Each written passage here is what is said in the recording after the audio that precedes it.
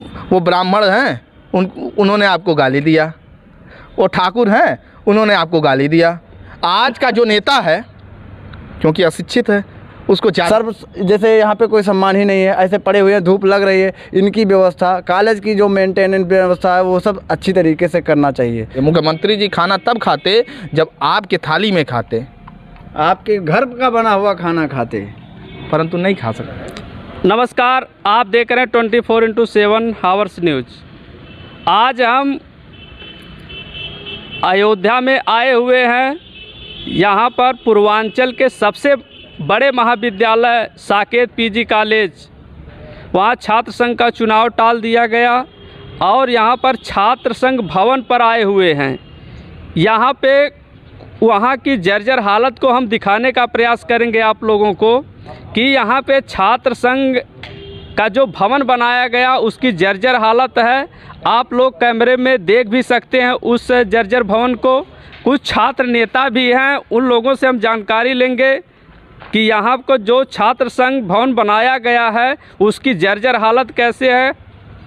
चलिए हम आप लोगों से छात्र नेता से मुलाकात कराते हैं, देखते हैं इस भवन को। बहुत बहुत धन्यवाद भैया। मेरा नाम अजय मिश्रा है और मैं इसी साकेत महाविद्यालय के छात्र संघ की कोख से पैदा हुआ एक लाचार छात्र नेता हूँ, जो निरंतर छात्रों की समस्या के लिए कार्य कर रहा हूँ। उसके बावजूद भी यह जिला प्रशासन, महाविद्यालय प्रशासन और जो राज्य सरकार है वह छात्र संघ को नहीं चाहती है। और यह महाविद्यालय का जो छात्र संघ भवन है, इसको देखकर बहुत पीड़ा होती है कि यह छात्र संघ भवन है। हमारे जो वर्तमान के पदाधिकारी हैं वो पता नहीं क्यों अपने आप को पदाधिकारी कहते हैं। इस पर भी दुर्भाग्य है कि वो 5 साल हो रहा है, उस 5 साल में एक छात्र संघ भवन का सही निर्माण नहीं करा पाते हैं। छात्र संघ की जर्जर हालत कैसे हो गई है? जर्जर हालत इस कारणवश हो गई कि जो शिक्षा है वो दूषित हो रहा है।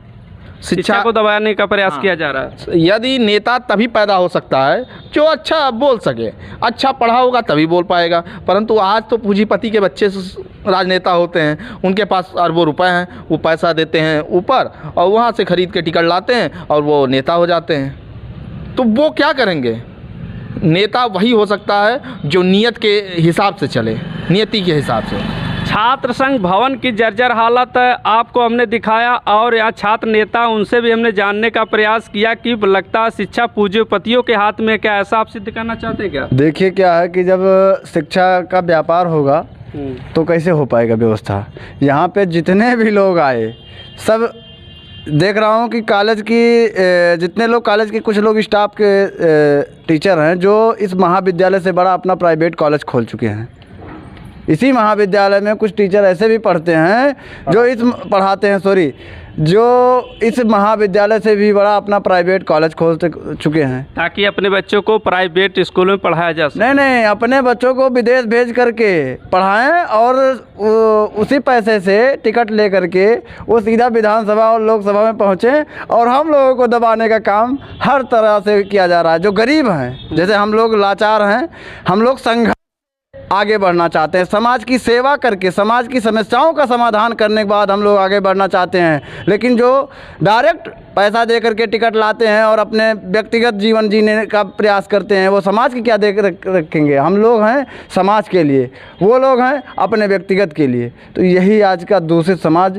छात्र संघ भवन टूटा फूटा है, इस पर क्या कहना चाहेंगे आप? छात्र संघ भवन के लिए मैंने कई बार प्रयास किया, लेकिन यहाँ छात्र ही टूटा रहेगा तो भवन उसका कैसा है? देखिए क्या है कि महाविद्यालय प्रशासन इस पर अगर चाहता तो अब तक कोई कठोर कार्रवाई करा के इस पर कोई डिसीजन लिया होता और इसका दोबारा निर्माण हुआ होता।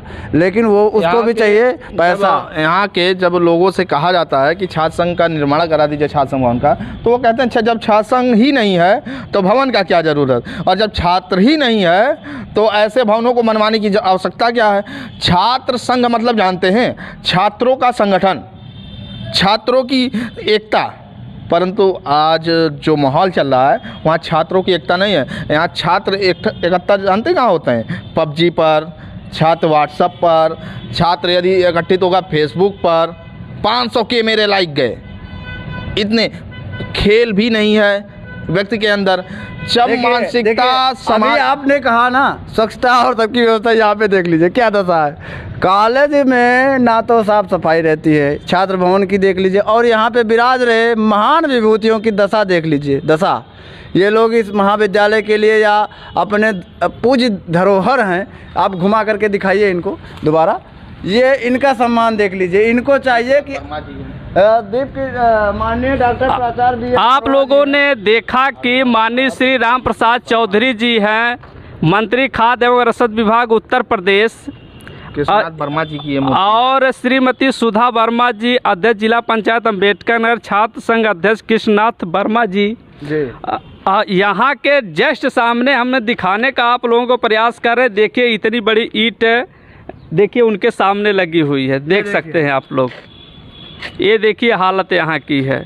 और छात्र संघ नेता है, उन लोगों से हम जानकारी लेने का भी प्रयास किया कि उन्होंने बताया कि जब छात्र संघ को ही तोड़ा जा रहा तो इस भवन को क्या हालत होगी। देखिए आने वाले दिनों में इसके लिए प्रयास बहुत किया गया, लेकिन सब लोग लापरवाह ठहरे। कोई नहीं इस पर विचार किया कि ये महाविद्यालय है, प्राइवेट अपनी संस्था चलाने के लिए उसमें तरह तरह के अच्छी व्यवस्थाएं करेंगे। लेकिन इसी साकेत महाविद्यालय से विश्वविद्यालय डॉक्टर राम मनोहर लोहिया का आपने नाम सुना होगा। ये इसी छात्र संघ भवन से छात्र नेता निकलते हैं और उस विश्वविद्यालय का गठन कर देते हैं, जो पूर्वांचल का नहीं भारत का सबसे धनी विश्वविद्यालय है। मतलब अभी आया था एक न्यूज़ में और पता चला कि भारत का सबसे धनी विश्वविद्यालय कोई है तो डॉक्टर राम मनोहर लोहिया है, और जिसका जनक साकेत महाविद्यालय है। और उस जनक का हाल ये है, ये बहुत ही दुर्भाग्य की बात है। मैं उन तमाम लोगों से पुनः निवेदन करता हूं जो इस कोख से पैदा हुए हैं, ये छात्र संघ की कोख से पैदा हुए हैं, इस साकेत महाविद्यालय में शिक्षारत रहे हैं, शिक्षा ग्रहण किए हैं, उनके अस्तित्व की बात है।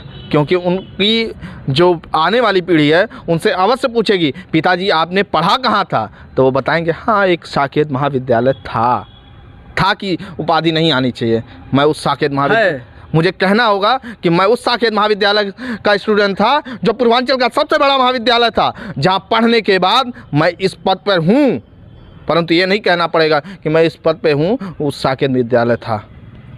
जरा सुनिए, इस साकेत महाविद्यालय की हालत इतनी दयनीय और गंभीर हो चुकी है कि छात्र संघ नेता का आरोप है छात्र संघ भवन है वो भी जो है टूट फूट गया है, और छात्र यहाँ पर जितने भी हैं वो लोगों का चुनाव भी नहीं कराया जाता। अगर चुनाव किया जाता तो इन लोगों की समस्या को आगे सुना जाता।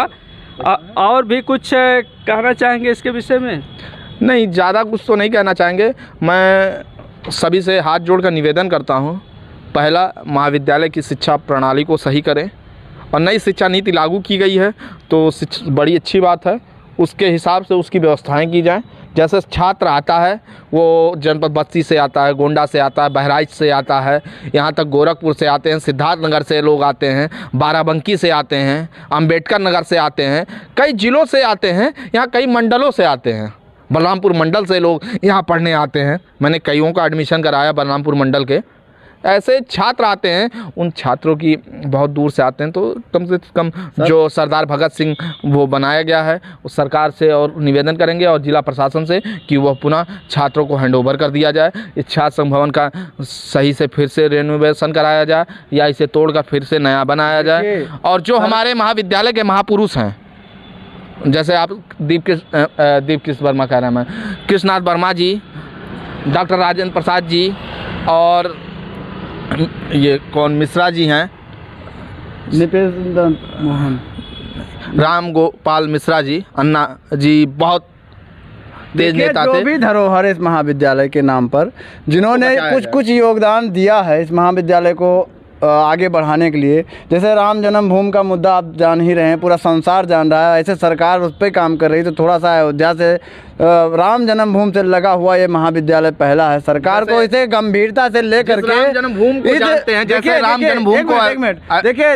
अयोध्या राम जन्मभूमि का मैटर पूरे देश नहीं पूरे विश्व में है, उसी से जुड़ा हुआ ये साकेत महाविद्यालय है। सरकार को इस पर गंभीर तरीके से सोच विचार करके इस पे इस महाविद्यालय पे कुछ डिसीजन लेना चाहिए, जो अंतर्राष्ट्रीय लेवल पे इसका नाम बनाना चाहिए, साकेत का नाम, जिससे जिसमें जो भी सहयोग किए हैं उनका जैसे यहाँ पे कोई सम्मान ही नहीं है, ऐसे पड़े हुए हैं, धूप लग रही है, इनकी व्यवस्था, कॉलेज की जो मेंटेनेंस व्यवस्था है वो सब अच्छी तरीके से करना चाहिए सरकार को इस पे। जैसा कि ये आप जानते होंगे, अयोध्या राम के नाम से जानी जाती है, मर्यादा पुरुषोत्तम भगवान श्री राम के, और उसी राम मंदिर का निर्माण ही करा रहे हैं।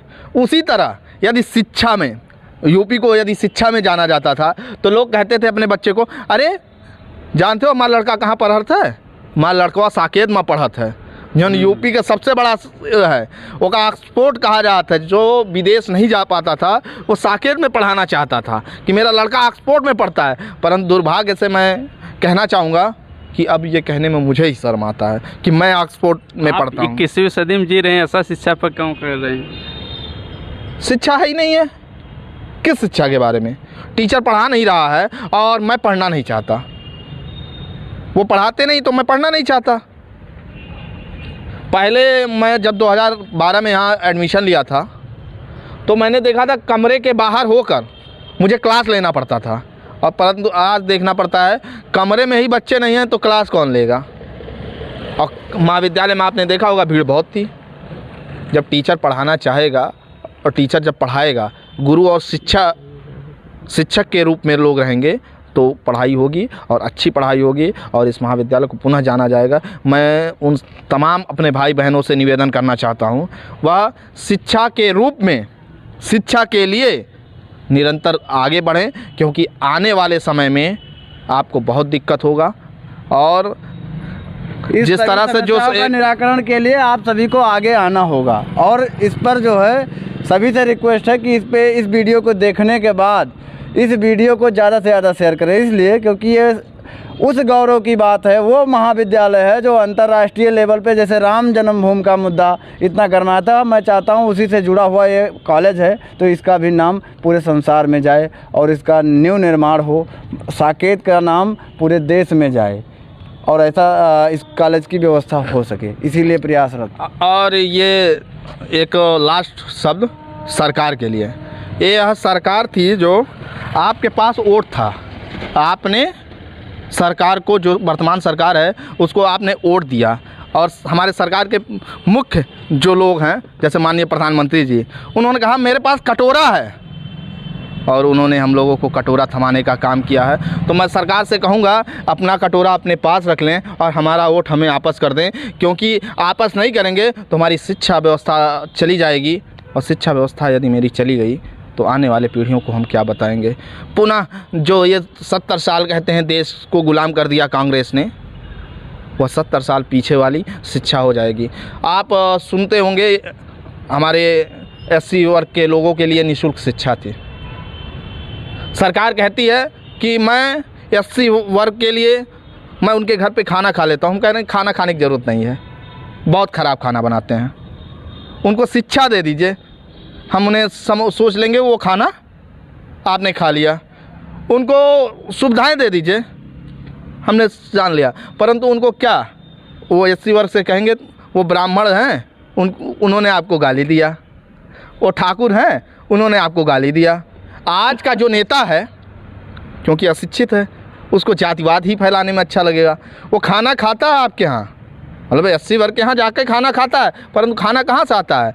अयोध्या आते हैं मुख्यमंत्री जी, कृष्णा पैलेस से खाना जाता है और उसके घर बैठ के खाना खा लेते हैं, वो भी खुश। मुख्यमंत्री जी आए थे मेरे यहाँ खाना खा लिए, मैं और केवल इसलिए खुश क्योंकि वो भी शिक्षा की तरफ पलायन नहीं किया। शिक्षित रहता तो वो ये बात नहीं करता मुख्यमंत्री जी खाना खा लिया। मुख्यमंत्री जी खाना तब खाते जब आपके थाली में खाते, आपके घर का बना हुआ खाना खाते, परंतु नहीं खा सकते ना। लेकिन चलिए छोड़िए, हम आप सरकार से और कॉलेज प्रशासन से और सभी लोगों से रिक्वेस्ट करते हैं कि इस महाविद्यालय के बारे में गंभीरता से लेकर के इस महाविद्यालय का फिर से जीर्णोद्धार कराया जाए, और जैसे राम मंदिर का भव्य रूप आप दे रहे हैं उसी आकार में इस साकेत महाविद्यालय को जोड़ने का काम सरकार करे। आपसे विनम्र निवेदन है, जो भी गलती उसके लिए क्षमा। जय सिया राम। जय जय सिया राम।